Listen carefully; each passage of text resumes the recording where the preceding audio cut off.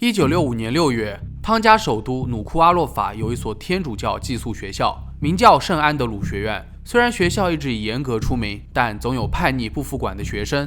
这不，6名男孩厌倦了学校生活，于是共同谋划了出逃计划。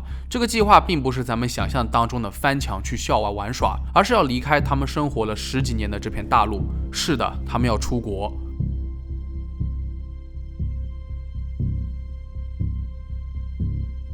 几个年龄在15到17岁之间的少年，一没钱，二没能力，这样作死出逃简直是天方夜谭。然而年少不自知的几个人，在偷了一艘船后，连地图和指南针都没有带，就踏上了旅途。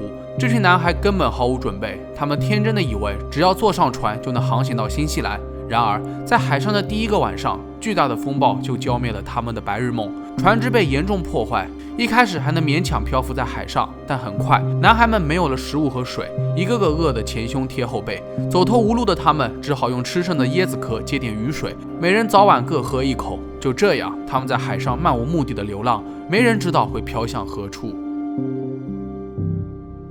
8天后，男孩们终于发现了陆地，他们没有任何犹豫，凭借最后的力气，靠着船只上的木板滑到了岸边。由于饥饿和脱水，到达岸边的男孩们都快站不稳了。好就好在所有人都安全到达，可他们不知道的是，这个名叫阿塔岛的岛屿位于太平洋群岛最远的地方，距离汤加大陆足足有100海里，已经有150年没人居住了。他们真的能够在岛上活下去吗？来不及想那么多，男孩们一上岛就急着去找食物和水。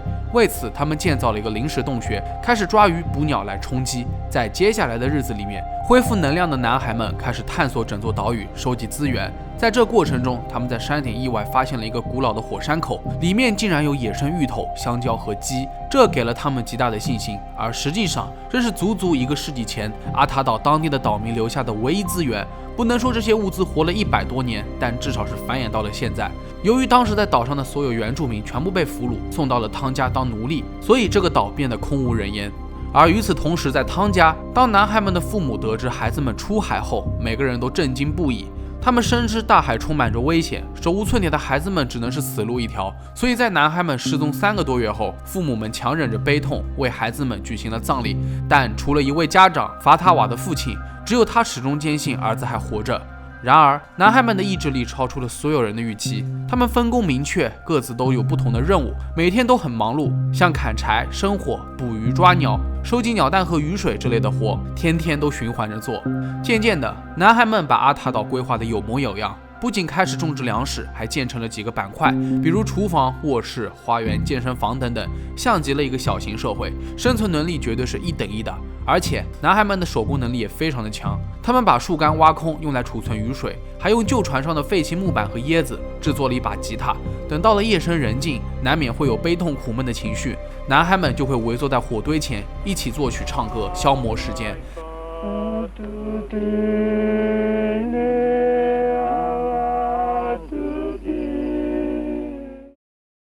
看到这，是不是觉得这6个男孩自从登上阿塔岛后，小日子过得还不错？但他们心里都知道，以后的日子还是个未知数。如果一直都没有人经过这座岛，等资源耗尽，他们又该何去何从呢？况且这还是个无人岛，我们听说过太多人因为走投无路，到最后为了活下去而自相残杀。被逼急了的人就像是野兽一样，什么事情都做得出，像吃人肉这种事也都司空见惯。而这些男孩们又是如何做到齐心协力，一同支撑下去的呢？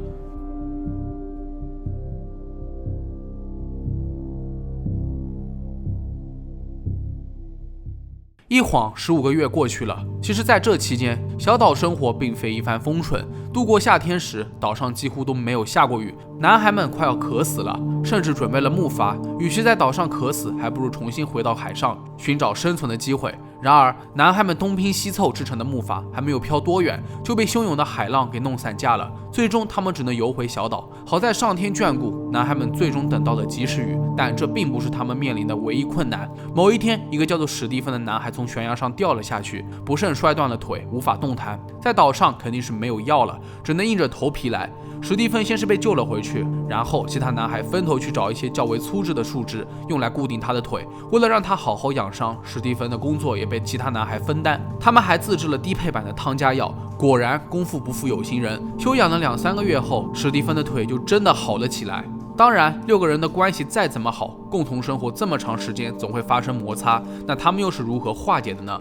也许就是这一份纯正的友谊和信仰，让男孩们坚持到了最后。他们是来自同一所学校的朋友，日日夜夜都生活在一起。这里就不得不提到2个关键的人物，希温和法塔瓦。他们2个年龄最大，自然就承担起了领导作用。如果说希温充当照顾人的好大哥角色，那法塔瓦就是他们的精神支柱。他经常会调节男孩之间的纠纷，鼓励他们坚持下去。男孩们之间还有个不成文的规定，就是任何人都要及时发泄自己的不满，可以坐在海边发呆忘却烦恼，也可以在晚上所有人都围着火堆的时候尽情的抱怨某人某事，等到第2天就会全部忘掉，继续好好的生活。这是一个非常好的办法，因为10几岁的孩子总是容易情绪激动，但发泄出来也就没事了。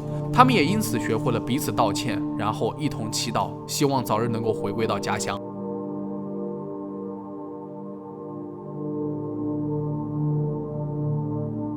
1966年9月11日，这是6个男孩命运的转折点。澳大利亚冒险家彼得·华纳在汤加附近航行，当船经过阿塔岛时，船员们听到了奇怪的声音。这个小岛已经被遗忘了1个多世纪，所以都以为是海鸟的尖叫声，但越听越不对劲，这像极了人类的呼喊声。彼得也觉得难以置信，他立刻拿出望远镜，发现悬崖上的植物有被烧焦的痕迹，这不像是自然发生的火灾。很快，望远镜里面出现了一个全身赤裸的小男孩，头发垂到肩膀上，他像是敏捷的小动物，从悬崖边纵身一跃，一头扎进水里。紧接着，后面还跟着好几个男孩，扑通扑通的都跟着跳了下去。很快，第1个男孩已经游到了船边。他上船之后，激动地说道：“我们一共有6个人，估计在这里待了15个月了。”彼得很是吃惊，他按照男孩所描述的，用无线电呼叫了汤加首都努库阿洛法。接线员接通之后，表示立刻去确认。大概过了20分钟，接线员哽咽了，这简直是个奇迹，就是他们，这些男孩的葬礼都已经办好了。出于好奇，彼得和船员们登上了阿塔岛。他们惊叹不已，因为眼前的这座小岛已经被孩子们打造成为了一个微型的文明社会。这些少年仅靠着仅有的几年学历和胆识，坚持了15个月，真是让人钦佩。重回家乡之后，几乎所有人都热烈欢迎他们的到来。彼得因此被尊称为民族英雄，就连国王也亲自接见他，感谢他拯救了6个年轻的孩子。为了报答他的恩情，国王特许彼得在领地里面的所有水域开展龙虾业务，但除了1个人，他并不为孩子们感到高兴，因为当年孩子们偷走的正是他的船，所以船主指控了他们的罪行，6个孩子被判入狱。好在彼得发现了端倪，因为孩子们没有如期参加他的庆功派对，这才知道他们被关了起来。他二话不说付了全部的赔偿，并将孩子们保释了出来。后来彼得还邀请了这6个男孩成为了他新渔船的船员，他想给孩子们一个看世界的机会，因为勇敢坚强的他们值得更好的生活。好了，这是一个关于友谊和信仰的真实故事，并以温馨的结局告终。正如法塔瓦所说，他们来自贫穷的家庭，但每家每户的关系都很亲密。无论得到了什么好东西，第一个念头就是要分享，还有就是最重要的一点，那就是团结。他们正是受到这样的教育长大，才能在此事件当中存活下来。也许他们的国家在各方面都远远落后于别的国家，但这些男孩能够从如此考验人性的故事当中脱颖出来，绝对可以证明人之初性本善。有时候越是简单清贫的生活，越能创造出善良之人，而越是复杂险恶的社会，越会出现弱肉强食的现象。那本期视频到这就结束了，大家对于这个真实故事有什么看法，可以在评论区下方留言。如果觉得视频做得还不错的话，也别忘了点赞、收藏和投币。我是镇长，咱们下期视频再见吧。